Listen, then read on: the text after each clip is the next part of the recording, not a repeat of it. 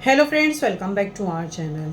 Friends, assessment year 2025-26 की income tax के return filing का सीज़न चल रहा है और अब सिर्फ 2 ही दिन रह गए हैं। 15 सितंबर 2025 असेसमेंट ईयर 2025-26 की इनकम टैक्स के रिटर्न फाइलिंग की लास्ट डेट है। तो अगर आप उन टैक्स पेयर में से हैं जिन्होंने अभी तक असेसमेंट ईयर 2025-26 की नॉन ऑडिट की इनकम टैक्स के रिटर्न को फाइल नहीं किया है तो आप जल्द से जल्द कर लीजिए। और फ्रेंड्स, ऐसे बहुत से टैक्स पेयर्स हैं जो अपनी इनकम टैक्स के रिटर्न को फाइल तो कर चुके हैं और उनका रिफ़ंड बनता है, लेकिन अभी तक उनके अकाउंट में रिफ़ंड नहीं आया है। तो आज के इस वीडियो में हम यही डिस्कस करेंगे कि अगर इनकम टैक्स के रिटर्न को फाइल करने के बाद आपका रिफ़ंड नहीं आता है तो उसके ना आने के क्या रीज़न हो सकते हैं और उसका क्या ट्रीटमेंट है जिससे कि आप अपने रिफ़ंड के लिए प्रोसेस कर पाएँ। आज की इस वीडियो में हम इसी टॉपिक में बात करेंगे। फ्रेंड्स, अगर आपने अभी तक हमारे चैनल को सब्सक्राइब नहीं किया है तो आप अभी कर दीजिए, क्योंकि इससे हमें मोटिवेशन मिलता है आपके लिए ऐसे वीडियोस को आगे लाने के लिए। सो फ्रेंड्स, वीडियो स्टार्ट करते हैं। फ्रेंड्स, इनकम टैक्स के रिटर्न फाइलिंग करने के बाद इनकम टैक्स का अगर आपका कोई भी रिफ़ंड बनता है तो वो अगर आपके अकाउंट में अभी तक नहीं आया है तो उसके क्या रीज़न्स हो सकते हैं, इस बारे में सबसे पहले बात करते हैं। बट इससे पहले ये जानते हैं कि इनकम टैक्स डिपार्टमेंट के थ्रू आपका रिफ़ंड कितने दिनों के बाद प्रोसेस किया जाता है।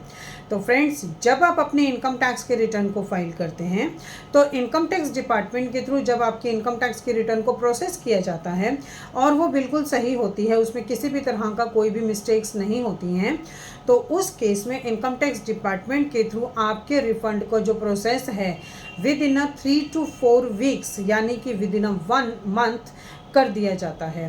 लेकिन कई बार ऐसा होता है कि 1 महीने के अंदर भी इनकम टैक्स के रिटर्न फाइलिंग करने के बाद 1 महीने के अंदर अगर आपका रिफ़ंड इशू नहीं किया गया है तो उस केस में आपको एक्शन लेना होता है। तो फ्रेंड्स, अब ये जानते हैं कि जो रिफ़ंड है वो किस गड़बड़ी की वजह से लेट हो जाता है। तो उसमें क्या होता है कि आपने रिफ़ंड जब क्लेम किया है लेकिन आपने अपने इनकम टैक्स के पोर्टल पे जो बैंक की डिटेल्स डाली हैं, जैसे बैंक का अकाउंट नंबर, IFSC कोड, वो करेक्ट नहीं होता है तो इसकी वजह से रिफ़ंड जो है आपका रुक जाता है। या फिर आपका पैन और आधार लिंक ना होने की वजह से भी आपका रिफ़ंड रुक जाता है। या फिर ये भी रीज़न हो सकता है कि आपने अपने बैंक की डिटेल्स तो डाल दी पर उसे प्री वैलिडेट नहीं किया, इसकी वजह से भी आपके रिफ़ंड को रोक दिया जाता है।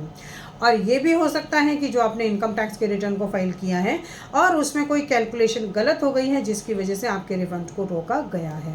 तो ऐसे कुछ ये रीज़न्स होते हैं जिसकी वजह से रिफ़ंड को रोक दिया जाता है। अब फ्रेंड्स, ये जानते हैं कि आप अपने रिफ़ंड को री इशू कैसे करा सकते हैं। तो फ्रेंड्स, इसके लिए सबसे पहले आपको इनकम टैक्स की ऑफिशियली वेबसाइट incometax.gov.in में लॉगिन करना है। लॉगिन करने के बाद आपको अकाउंट्स वाले टैब पे जाना है। वहाँ पर ऑप्शन आ रहा है रिफ़ंड री इशू, आपको उसे क्लिक करना है। क्लिक करने के बाद वहाँ पर आपसे वो कुछ बेसिक इन्फॉर्मेशंस मांगेंगे, जैसे आपका पैन नंबर क्या है, असेसमेंट ईयर क्या है और आपके रिफ़ंड का अमाउंट क्या है। आपको वो सारी बेसिक इन्फॉर्मेशंस वहाँ पे फिल करके सबमिट करना है और उसको वेरीफाई ज़रूर करना है। तो इस तरह से आप अपने रिफ़ंड को री इशू भी कर सकते हैं। सो फ्रेंड्स, आई थिंक ये इन्फॉर्मेशन आपके लिए काफ़ी यूज़फुल होगी। इसी तरह की इन्फॉर्मेटिव वीडियोज़ को कंटिन्यू देखने के लिए आप हमारे YouTube channel and WhatsApp channel Protex corporate solutions Vandana Raheja को सब्सक्राइब, लाइक एंड शेयर करना ना भूलें। और फ्रेंड्स, अगर आपको इस वीडियो से रिलेटेड कोई भी क्वेरीज होती हैं तो आप कमेंट सेक्शन में कमेंट कर सकते हैं, हम आपको टाइमली रिप्लाई करेंगे। Thank you.